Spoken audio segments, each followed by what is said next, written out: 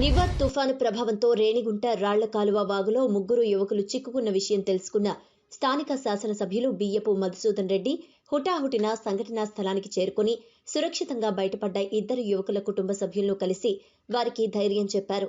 మూడో వ్యక్తి కోసం గాలింపు చర్యలు చేపట్టాలని అధికారులను ఆదేశించారు. అనంతరం ఇద్దరు యువకులను సురక్షితంగా బయటకు తీసుకొచ్చిన రెస్క్యూ టీం సిబ్బందిని అభినందించి ₹1,00,000 పారితోషికాన్ని అందజేశారు. ఇప్పటి వరకు ఆచూకీ దొరకని మూడో వ్యక్తిని కూడా రక్షించి సురక్షితంగా బయటకు తీసుకురావాలని వారిని కోరారు. బాధితుడి కుటుంబ సభ్యులను కలిసి తమ బిడ్డకు ఏమీ కాదని ధైర్యం చెప్పారు. హరినాథ్ రెడ్డి గారు నాకు ఫోన్ చేసి ముగ్గురు చెట్లు తగులుకుంటారు, వాటర్ వచ్చేసింది అని ఫోన్ చేశారు. ఇమీడియట్గా నేను కలెక్టర్ గారికి ఫోన్ చేశాను, రామచంద్ర గారికి ఫోన్ చేశాను. ఇమీడియట్గా సీఎంఓ గారికి ఫోన్ చేసి సీఎంఓ గారికి మెసేజ్ పెట్టాం. ఇమీడియట్గా సీఎంఓ గారు మెసేజ్ హెలికాప్టర్ ఎక్కడ ఉంది అని విజయవాడలో అక్కడి నుంచి ట్రై చేశారు. ఎక్కువ క్లైమేట్ ఇక్కడ ప్రాబ్లం వల్ల యాక్చువల్ ఫ్లైట్లు కూడా ఈరోజు చాలా వరకు క్యాన్సిల్ అయిపోయినాయి. ఈ క్లైమేట్ వల్ల హైదరాబాద్ నుంచి రావాల్సినది క్లైమేట్ వల్ల రాలేకపోతుంటే ఇమీడియట్గా డిఆర్డిఓ చైర్మన్ సతీష్ రెడ్డి గారితో నేను మాట్లాడి ఇమీడియట్గా తమిళనాడు అరక్కోను నుంచి డిఫెన్స్ హెలికాప్టర్ అడిగి రిక్వెస్ట్ చేశాం. వాళ్ళు కూడా పంపిస్తా అన్నారు. కానీ క్లైమేట్ వల్ల అక్కడ కూడా కొంచెం లేట్ అవుతుంది.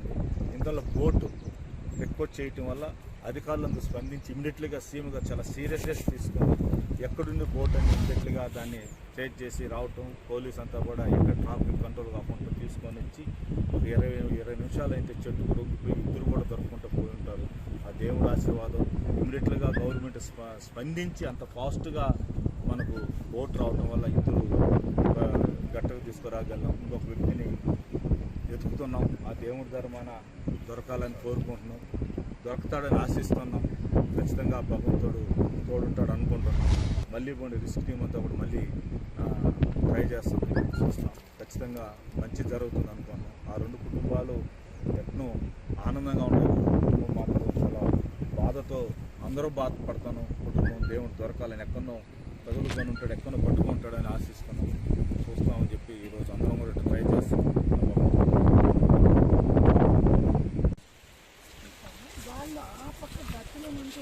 ఈ ట్రాన్స్ఫర్ ఉంది కదా, ఈ ట్రాన్స్ఫర్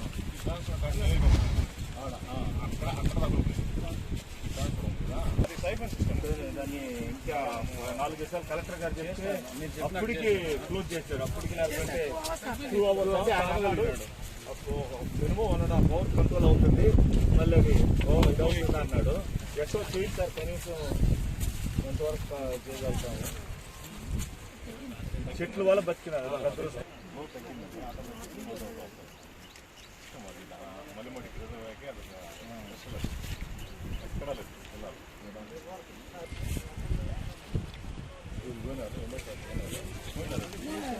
చెక్ డ్యామ్ ఏదో ఉందండి సార్ ఇక్కడ. దానికి ఒక బిల్డింగ్ ఏదో ఉంది, దాని నుంచి ముందుకు వచ్చాం. చెక్ డ్యామ్ దగ్గర ఏంటంటే పడిపోద్ది, లేదంటే అవతలు దించుకోవాలి మనం. సో ఇప్పుడు ఏంటంటే మేము ఇక్కడ ఇంత అడుచుకుంటూ వెళ్ళాం ఇటు సైడ్.